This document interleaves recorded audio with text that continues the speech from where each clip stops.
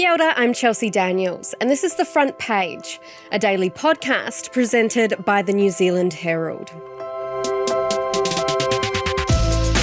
Tis the season to celebrate the end of year with your workmates on the company dime. But are the days of huge bashes and unlimited bar tabs long gone? They've always been high risk and loaded with illegal landmines, with employees towing the line between loose networking and plain unprofessional. So should companies ditch the drama for direct deposits, or is there still a little magic to the traditional Christmas work do? Today on The Front Page, AUT Professor of Management Candice Harris is with us to take a look at work parties past, present and yet to come. So Candice, how have work Christmas parties evolved in recent years? Yes, look, good question. I mean, traditionally, when we think of a Christmas party, ideas of excess and chaos kind of come to mind. And if you look at sort of movies, etc., there's generally that with even a romantic subplot and all things that we don't really want at work in the modern age. So they have moved from those kind of lavish, late night, open bar type risky behaviour events through to being more modest, certainly better planned and structured. They work to be more inclusive, to bring a sort of a wider church of people rather than just those that are up for a late night, party. And they're not even called mostly Christmas parties anymore, are they? They're more like end of year celebrations. That's really important for diversity reasons, hey? Oh, look, absolutely. It is seen as being more inclusive. People do often appreciate an acknowledgement of Christmas at an end-of-year celebration, but Christmas is one day as well, and people have worked hard all year. So it is nice to bring everyone together.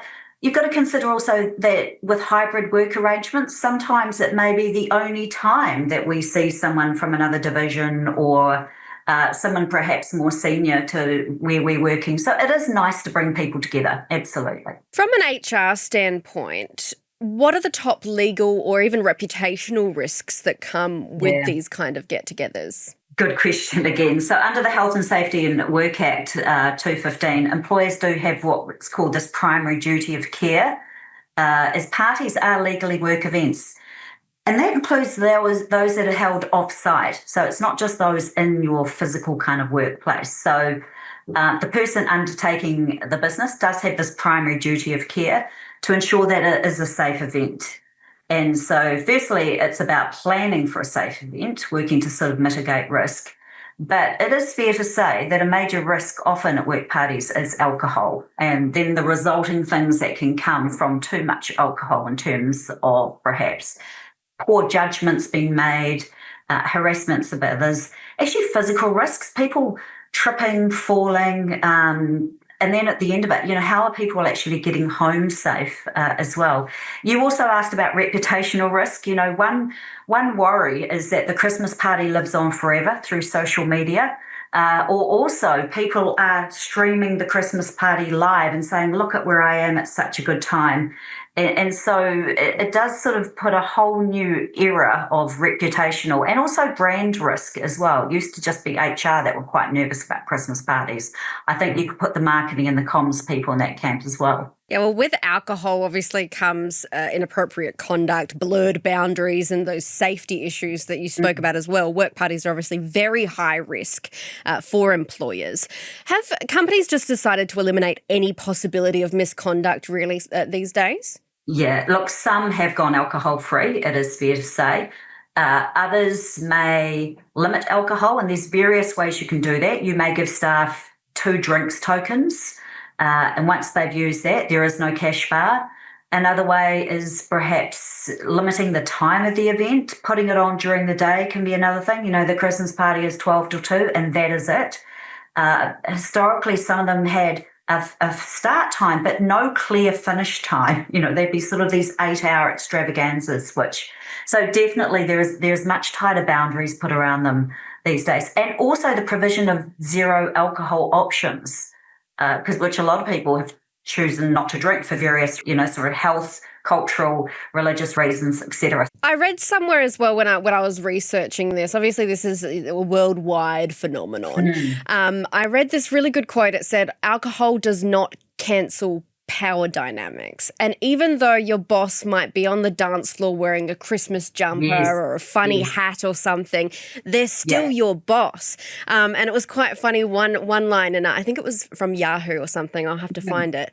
But it was like, Mary holding her shoes at the dance floor are getting you to chug down your wine or something might be doing your performance review in 3 months' time, and having that in mind. And another quote as well, experts have said to remember, if something feels thrilling at 10 p.m, ask yourself how it would read at 10 a.m. in the boardroom. Very good point. Yeah, absolutely. I mean, we have very clear professional expectations for behaviour for people all year. So it absolutely makes no sense that it's free reign and, do what you want at this sort of 6-hour Christmas party. It's completely nonsensical.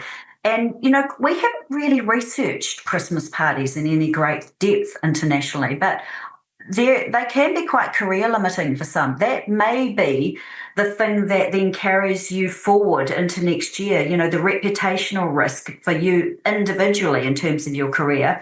And then also, not to mention perhaps for the organisation, various workplace relationships as well. I mean, that may be the one thing that you then equate that leader with, is that crazy dancing, etc. So, yeah, it's certainly risky territory.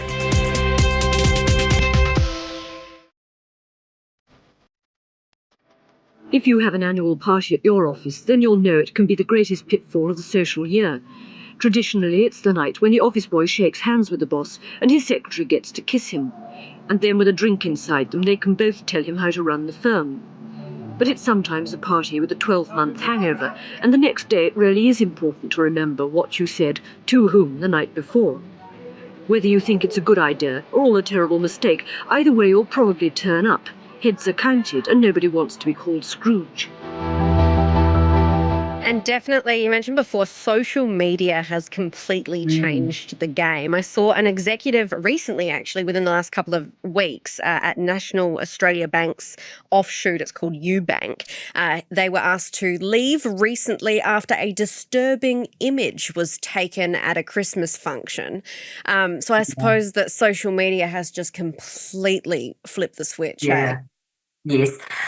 Well, good Christmas parties these days are well planned, and you plan to kind of mitigate and sort of control for risk as well.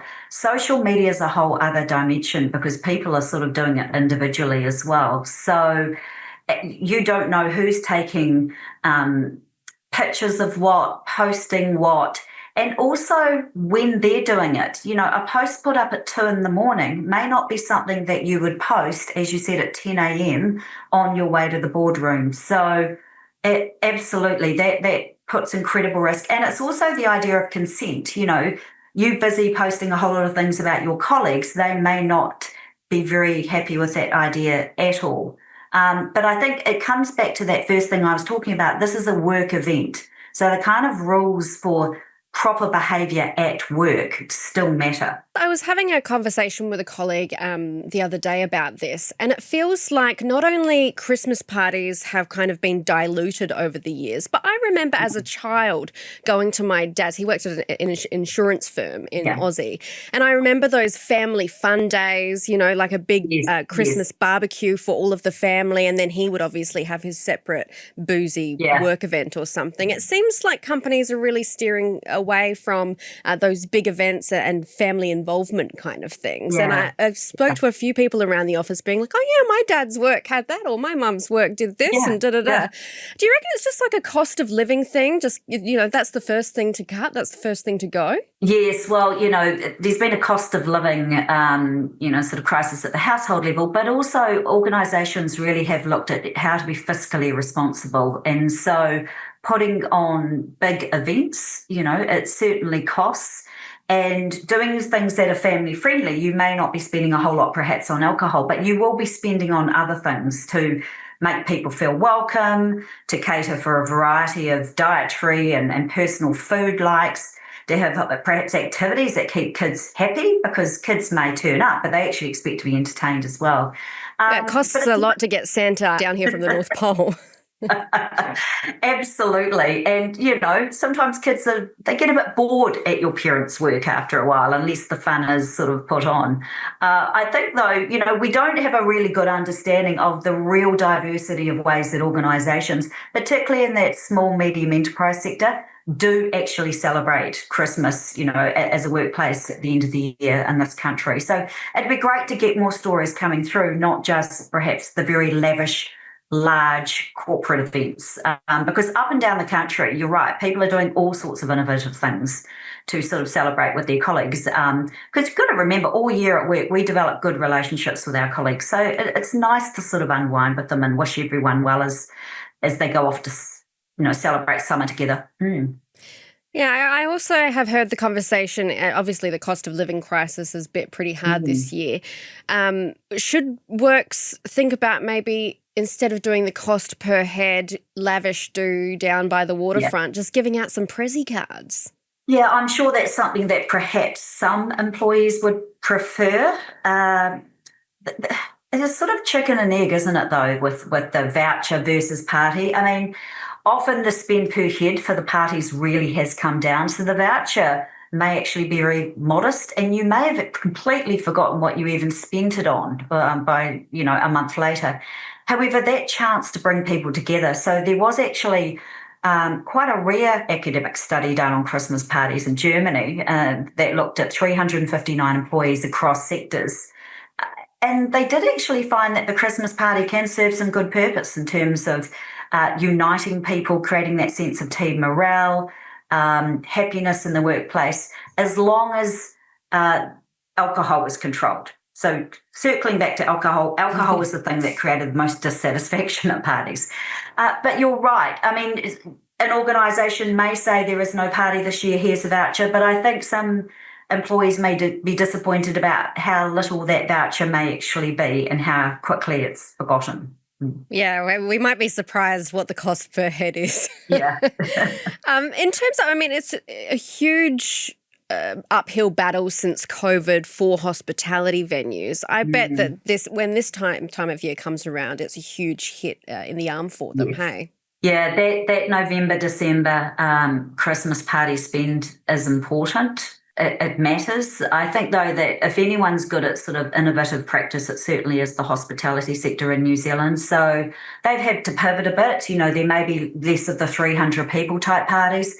There may be those smaller group parties. And a lot of organisations are perhaps doing that as well, because the group that we don't talk about is essential workers and frontline workers. Those, people still need to be driving the buses and in the hospital wards. So finding ways to celebrate that. And then the hospitality as a sector is very good at putting things on at different times of the day as well. So there may be more of that kind of daytime, smaller group type innovative thing. And the hospitality sector certainly has responded very well to trends such as, the complete explosion of the zero alcohol movement, etc. What do you reckon the future is for work Christmas parties? It's not going to be something like on Love Actually or Wolf of Wall Street. Yeah.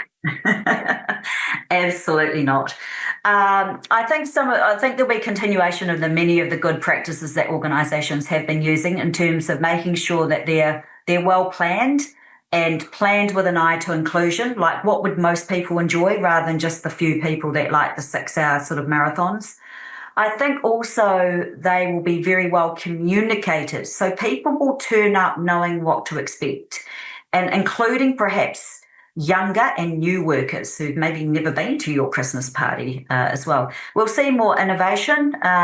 We'll see smaller. We'll see both a mix of at-work things but also off-site things, etc., perhaps more activities, and perhaps a more clear tie-in with the organisational brand and also values. So saying our organisation stands for this all year, but by the way, the only way we recognise Christmas is to go to a bar, it sometimes can be a bit disjointed in terms of actually celebrating us as an organisation and all the people who work to make it great. Thanks for joining us, Candice.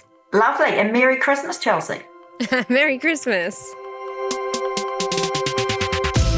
That's it for this episode of The Front Page.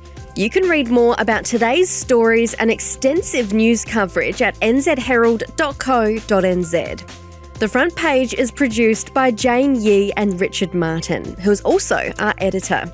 I'm Chelsea Daniels. Subscribe to The Front Page on iHeartRadio or wherever you get your podcasts, and tune in tomorrow for another look behind the headlines.